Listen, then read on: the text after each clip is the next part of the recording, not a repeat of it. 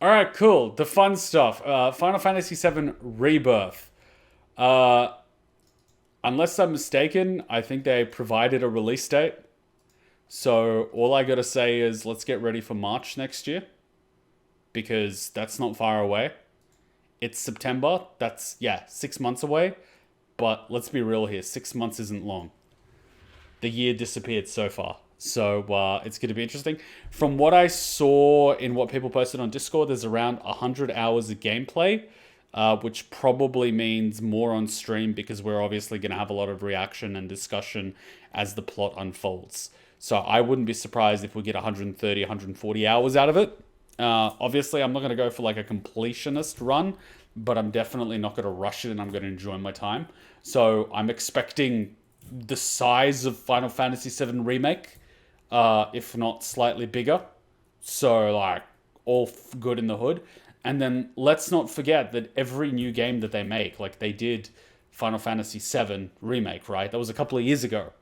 They would have made improvements. And that game was already very smooth. So every iteration is going to be slightly better with, they might add in a few mechanics, a few mini games, and a bit of this, a bit of that. But don't forget, they also got some fun with Final Fantasy 16, particularly with like riding around chocobos and adding some weight and momentum, and drifting with, like, there's a lot of elements they could have experimented with in that game that could potentially be, at the end of the day, utilized in this one. So that's the real cool thing about Square Enix and their entire lineup of how much, like, budget they have to throw at these games. And, I liked that 7 Remake had the hack and slash mechanism. It definitely did feel a bit more, kind of like basic and cartoony in that you didn't have to worry as much as, oh, this enemy, you can't really go melee, you have to cast with this enemy on that one. Maybe because I was playing in normal mode and ignoring a lot of the mechanics. But I feel that it kind of fixed that a little bit in Final Fantasy 16. But in 16, they completely ignored the sort of elements of like fire, wind, earth, water, and all that. So there was no, like, if you use water against fire, it's super effective, or if you use rock against something, it's not effective, which is sort of something I think they had in Final Fantasy VII Remake. So it'll be interesting to see how they incorporate some elements from one game to the other and improve it overall. But again, I really do like that it's a hack and slash combat system because I prefer it to turn-based combat. I really do. I really do. I know some people like turn-based combat, and that's totally fine. I'm not one of those people. I prefer hack and slash. Even if it's not 100% DMCA5 style in terms of quality, I will still prefer your everyday hack and slash to turn-based combat. It's just the way I am. I could turn my brain off and hack and slash all day, whereas with like turn-based combat, I'll make a mistake and will wipe, and no thank you. The new ATB system with Final Fantasy R is awesome. Yeah, I honestly didn't mind it. I didn't mind it. Like, I prefer that stuff. The only thing that is resource management, like MP and whatnot, which makes me sometimes hesitant to use certain abilities and cast abilities because I'm always worried about losing MP. And so I will typically rely more on melee attacks because you can charge those. Whereas, but like, look, again, resource management is always something that you can get better at. And obviously I didn't fully understand the mechanics of the game when I started playing it. And I'm sure I started understanding it better as I went along. So like, I'm sure it's balanced out in some way, but yeah. Final Fantasy VII Remakes are handled by Creative Business Unit 1 and Final Fantasy 16 is Creative Business Unit 3. So they're different teams in Square Enix. I know they're completely different teams, but I would also know that if they get stuck on something or they see something cool that's in another game and they think they can incorporate elements of it, they would probably catch up with someone from that team in the company and see how they did it. Like, I know they're different teams, but I also know how corporate works. I also know how corporate works. Particularly when a game is successful, they're going to be like, we want that. Like, I know how corporate works. Plus, you also have experience with Crisis Core, which will make your LP an interesting experience. Crisis Core was cool, yeah, definitely. Looking forward to seeing this trailer, especially with the knowledge from Crisis Core rewatching your playthrough. I'm having fun editing Crisis Core, and then after Crisis Core, we ended up watching the cutscenes for Final Fantasy VII, which, again, with context, is very different to playing it and watching it without context. Without context, Final Fantasy VII is good. With context, It is a lot heavier. It is a lot heavier. But I stand by my original opinion that you should play Final Fantasy VII or Final Fantasy VII Remake blind without any spoilers from Crisis Core. Play Crisis Core and then go back through Final Fantasy VII. It's worth it. It makes it so much better. You can go with your first thoughts, feelings, assumptions, whatever. Go through Crisis Core, go through it a second time and be like, oh, I know what that means. Oh, you're like, it's fun. It's fun. Everyone should do it. Like, if people could record their reactions the first time and they themselves could watch themselves, it's hilarious. I went through that experience and I loved it. I would recommend it for anybody. It's fun. And yes, there are a few moments that are just like facepalm. Like, you know, Zack is basically stabbed through the abdomen by Sephiroth's sword, and then he like grabs the blade, and then somehow he goes on the ground and he lifts up Sephiroth. Like, did him touching the sword magically add 50 kilos to it or something? You know what I mean? So like, there are a few moments that make me go, whatever the F. But again, come on, it's Final Fantasy. It's like Final Fantasy. You at this point, you just got to accept it, right? You just got to accept it. True. Cube 3 asked the Kingdom Hearts team to help a bit with Final Fantasy 16. See, I hope that Kingdom Hearts 4 has elements from Final Fantasy 16, right? I'm playing Kingdom Hearts now, and I'm seeing the improvement from iteration to iteration, with Kingdom Hearts 1 like being very blocky, and then Chain of Memories being, you know, something, and then like this being something, and then we play Kingdom Hearts 2, which was like better. And then now we're playing Birth by Sleep, where I'm like, I much prefer the resource management system being a cooldown rather than being an MP system, and then I don't cast at all, you know? And I'm like, oh, I really, you know, can't wait to see Kingdom Hearts 3, and then hopefully Kingdom Hearts 4 takes a lot of inspiration from like Final Fantasy VII Remake, and then also Final Fantasy 16. See, this is what I like. The company actually has access to all these, you know, people and resources and everything. So it's gonna get better, and that's what I like. That's why I want it to be hack and slash, because if it's turn-based, it's not gonna keep improving. If it's all kind of like hack and slash, whether it's Kingdom Hearts or Final Fantasy, they can take elements away from each other, and then basically anything to come out of Square Enix is gonna be good. Especially if it's like Nier or Drakengard 3. They should really do Drakengard 3, but like that's another thing, you know? So Square Enix, keep it up. The world's ending. At least, that's what everyone's saying. This sky, I don't like it. Ready to fire, sir. Welcome to the New World Order. Fire! The Gustav! Just close your eyes and listen. Tell me you can't hear that. Her rallying cry. Planet runs out of energy. It and everything on it dies. We can overcome our fate. Am I the same as these monsters? Am I even human? Okay, we're looking for Sephiroth. Think you can find him? Oh, Sephiroth. You see. So you heeded the call too, did you? What are you talking about? As you can see, your... Excuse me, how the F is this chocobo doing a vertical climb on a cliff?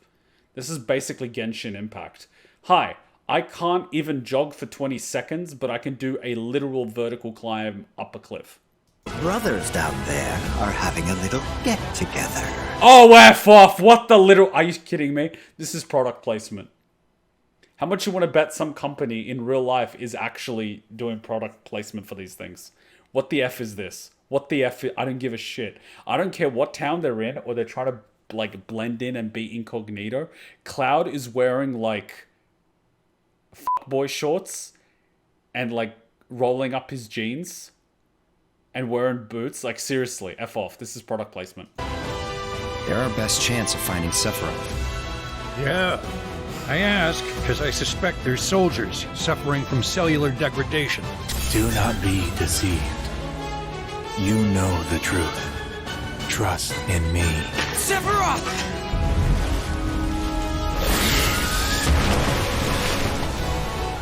Come on! Oh, Yuffie joins the team.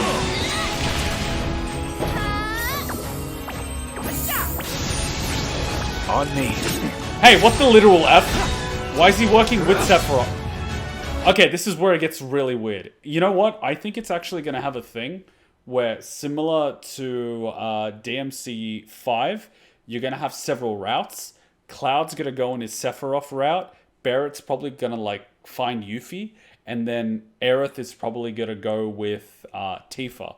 And then at certain parts of the game, they're basically going to intersect in the story and like team up for boss fights and whatnot. And the story is just going to keep going. Because I honestly cannot see Sephiroth just chilling with the rest of the crew. The girls will get too jealous. His hair is too fabulous.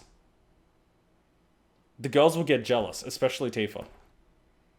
Like, Tifa wouldn't like Sephiroth. Like, Aerith and Tifa would talk shit behind Sephiroth's back. No girl likes competition from a guy.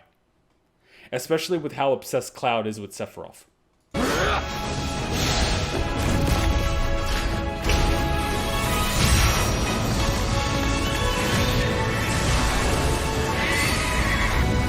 Of course, Odin. Look! Look! Oh, god damn it! Is he what they call a bear? Hey look, Metal Gear Solid 4. Excuse me. Could you look after my friend? Just for a bit. See, even now, Zack is trying to hook up Cloud. Like Zack is the best wingman. He's like, you keep promising this girl that you're in Soldier, but you're not in Soldier. Here's the Soldier uniform. He's like, back in the city, he's like, Cloud, you're thirsty. Here's a girl. Here you go. Just for a bit.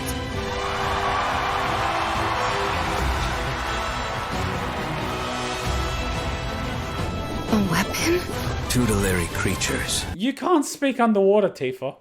set only to appear when the planet is in grave danger. Who dares disturb my slumber? Hey there, Murderer. It's upon us. The reunion. When worlds merge. I'm waiting, Cloud.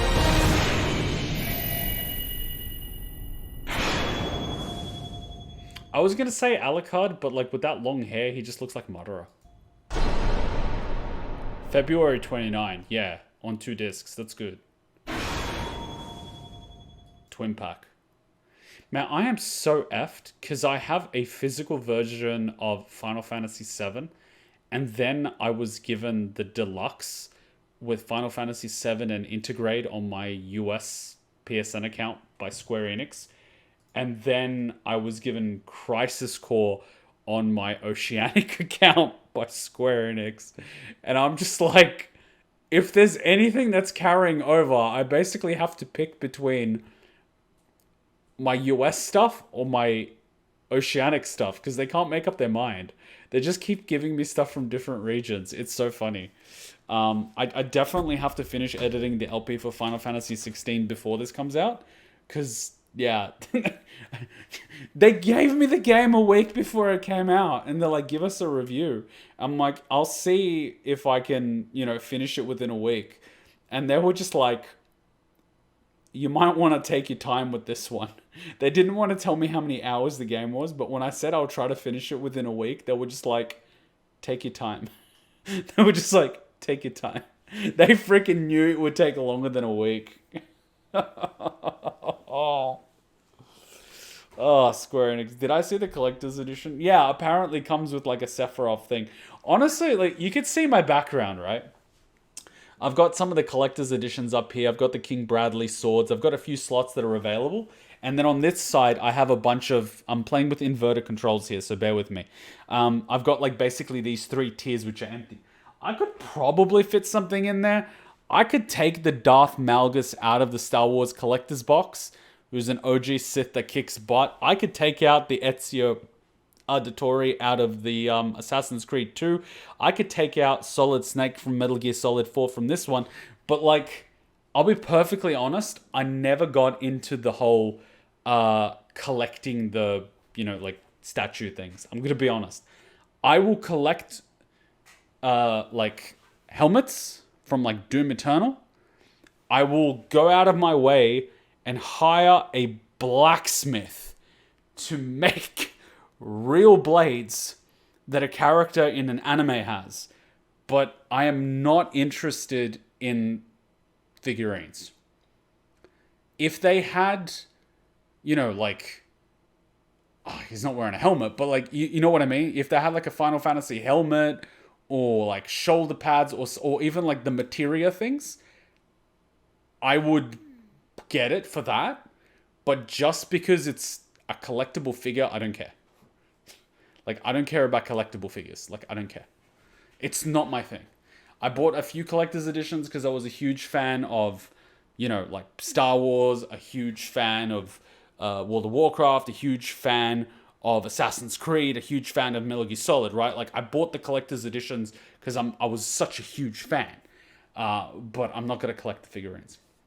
I would take a scaled replica of the Buster Sword or Masamune. The problem with the Masamune would be that you couldn't forge it out of high carbon steel. It's too long. You can't just use the same grade of metal as you would for a katana and make something that thin that's that long. There's a particular like ratio that you have to keep when you're making these blades. Otherwise, it's too long and you risk it snapping. Sword crafting is a precise art here. You can't just add length without adding girth.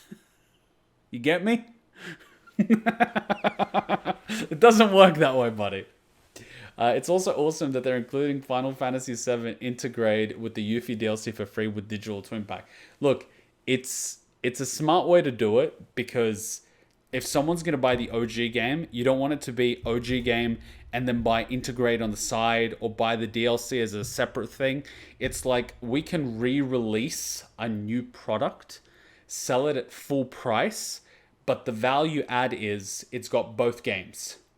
So don't look at it as a full price game. Look at it as two games for the price of one. Like, that's how they would do it from a marketing standpoint. I'm like cool with it. In about a year, they'll be selling the triple pack or like the deluxe edition where it has all of them. And then just before the next game, they'll do the same thing. And then like a year after the next game, they'll basically do what Kingdom Hearts did and have like the complete collection. It's just re-releasing the same thing with a different package. But what pisses me off is that when they re-release this, whether it be on a disc or digital, your save from the other games does not carry over. If it's a DLC that you're buying on top of your physical copy, it will carry over.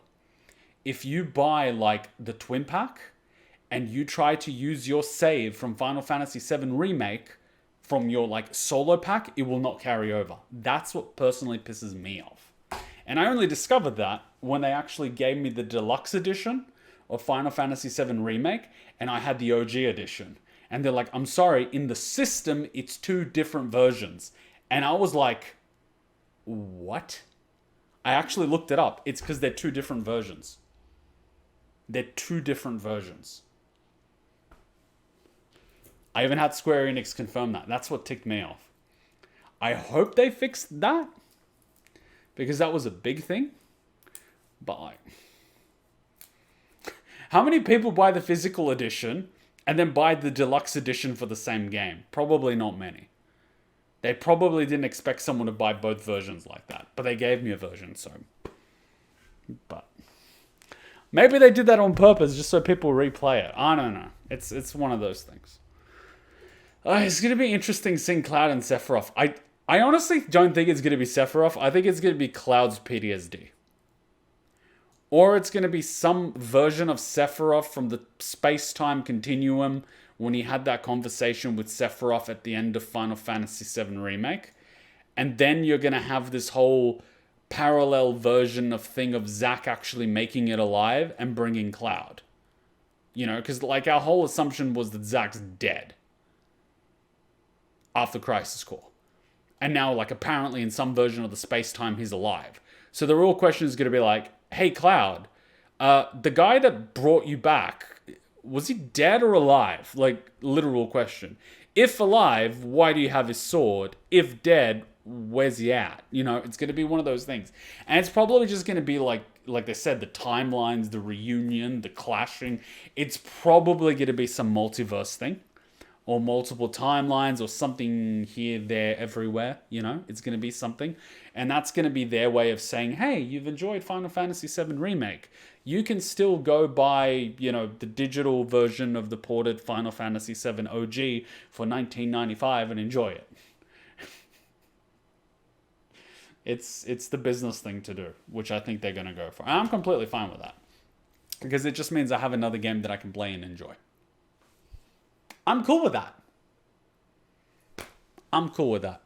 You get different summoning materia for each save data. Well, GG, I get to pick one. I can pick my original Final Fantasy VII Remake, or I can pick my Yuffie DLC. You must choose. Damn it. Oh well, it is what it is. I guess I will live.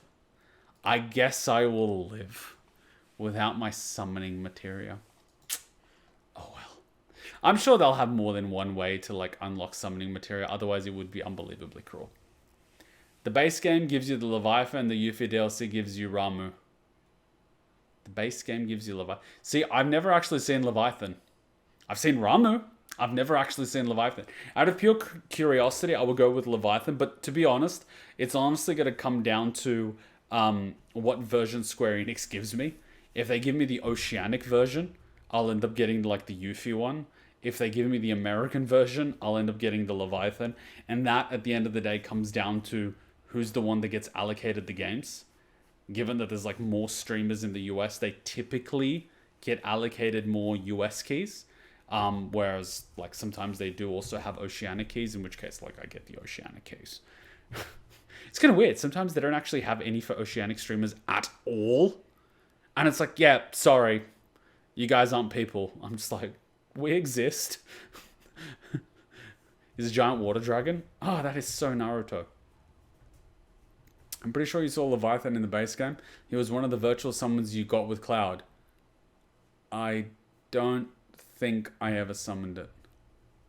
Anyway, it is what it is. We'll see when the time comes. I'm sure they're going to have trailers for the summons. They're going to have heaps of trailers before the game comes out. I wouldn't even worry about it. All will be revealed in time. All will be revealed. So in the meantime, I will see you all. I hope the save data works. Unless they resolved it, which I doubt they did, I'm going to have to pick one. And that's going to be whichever one Square Enix gives me. So cool. We have the Final Fantasy VII Abridged. I watched the first season. I don't know if I uploaded it. I might upload it off the Crisis Core. Alright, I'll see you guys then. Bye.